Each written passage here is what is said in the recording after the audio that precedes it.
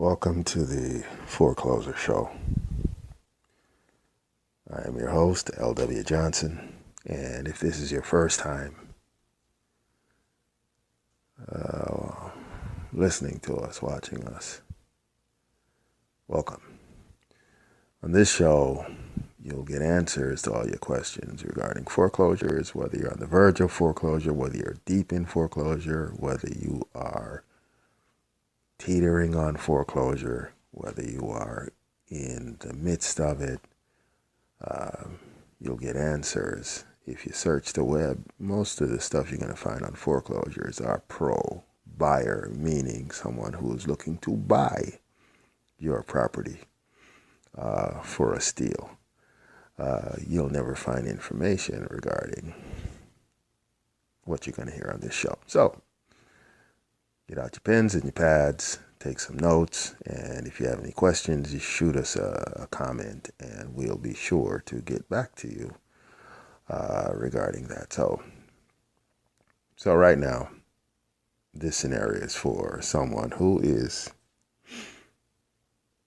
bills are over their heads. Okay, so if your bills are over your heads, you had an issue and you can't pay the mortgage.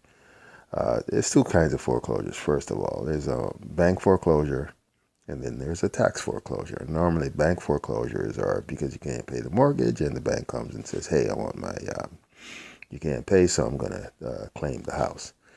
Then there's the other foreclosure, which normally hits elderly homeowners, which is whether you're a homeowner or you own a property.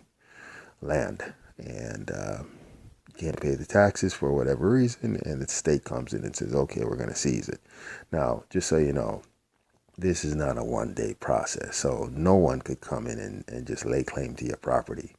And the last thing you should ever do is move out of your foreclosed property, because whether you move or not, it's still yours and the clock is still ticking. Okay, so if you're going to be don't use ignorance or a lack of information and move out of your property and just turn over the keys to them. So we should all stay in the property, even if you're not paying the bills. If you can't afford it, if things shifted and the bank is still holding you to whatever the payment was, the last thing you want to do is move from where you are. Okay, so don't move.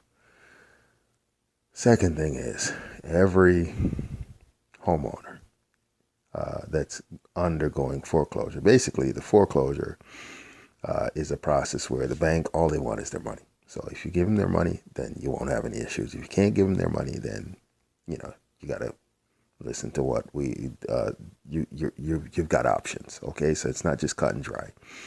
Now, your best friend, when you own a property, your best friend is going to be the equity that's in the house. Now, for people who don't quite understand, you just bought a little house and you really don't understand the inner workings of a house. Equity means the price that you paid or the price that you have been paying minus the market value of the house. So when you look at your mortgage statement, it'll tell you what your principal is and how much you have paid.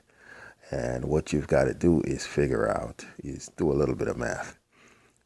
You've got to go on one of those websites, whether it's Trulia or whether it's Realtor.com or one of these websites that give you an accurate measure of the market surrounding for houses that are like yours. Okay, so you put in your address in Trulia or Zillow, and then you go, what's my house worth? My house is worth, and they'll give you a approximate number of what houses like yours sold for. So that minus the value that you bought it, minus whatever equity you have paid. So if you own the house for 8 years and you paid X amount of principal, then you will have what's called equity. So every homeowner needs to know what the equity in their house is. The equity in the house is going to determine how aggressive the bank is by trying to get you out. If you're upside down, the bank doesn't really want you out the house. And if you're upside down, you've got a little bit of bargaining. So If you don't have money to hire an attorney, your equity, there are attorneys that will work with you to get paid on the back end. But just understand that guys who get paid on the back end get paid a lot more money than if you had money on the front end. So if you are in a financial crunch and you can't pay the mortgage and you fall behind 1-2 months, after 2 months, they'll issue you a letter and try to get you to vacate the property. Never, ever vacate your property, because you're still on the hook whether you vacate the property or not. So that's the first rule, okay? So now, when you need legal representation to fight the banks. Now, just so you understand, there's people right now in court, that's been in court since 2006, homeowners who have been fighting the bank since 2006, 2008, 2010. Guess what? It's 2022, and people have been in court for 5, 10, 15 years fighting the bank and not paying the bank, because when you are in court with the bank, you have the flexibility of holding on to whatever mortgage payments, because once they start the foreclosure proceedings, they don't want your money. They want the house. And so what you do is you bank your bucks, bank your would-be mortgage payments. And so guess what? You've got 5-10 years of mortgage payments that you could save up and go buy another house. Now, a lot of you listening to the press, or you're listening to other people that tells you that your credit is a wreck. Guess what? Your credit was already a wreck. If you were in foreclosure, the bank is already chipping away at your credit. And so your credit doesn't mean you can't buy a house. It just means that you have to get creative. And we're going to cover that in another session. However, just so you understand, if you've been knocking on the door, you've been paying late, you've been missed a payment or two, and then you caught up, or the bank shifted your payments to the end so that you have the appearance that you caught up. However you have done it, your credit is not the best. So whenever if you're in full-blown foreclosure and the bank says, okay, we don't want your money anymore, we just want the house, and we're going to send our army of attorneys after you, go get an attorney for yourself. Now, your payment for an attorney will be way less if you pay them up front, and therefore, if you're not paying your mortgage, now you have money to pay your attorney. So you've got to work that out with the attorney, and never give your attorney all the money up front. It should come in increments. You should pay them in increments, as opposed to here's $5,000, because there's always more money coming the more they file paperwork. So long and the short is, once you stop making mortgage payments, you've got monies to pay an attorney.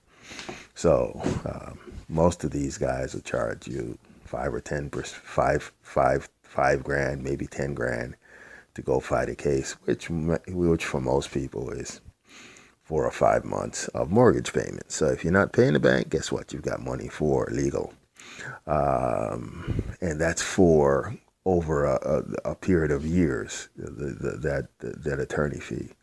On the back end, if you got no money on the front end, you got to look at your equity. And so here's a hypothetical: you got your house is worth $300,000. You bought the house for $200,000. You got $100,000 in equity. Just again, ballpark.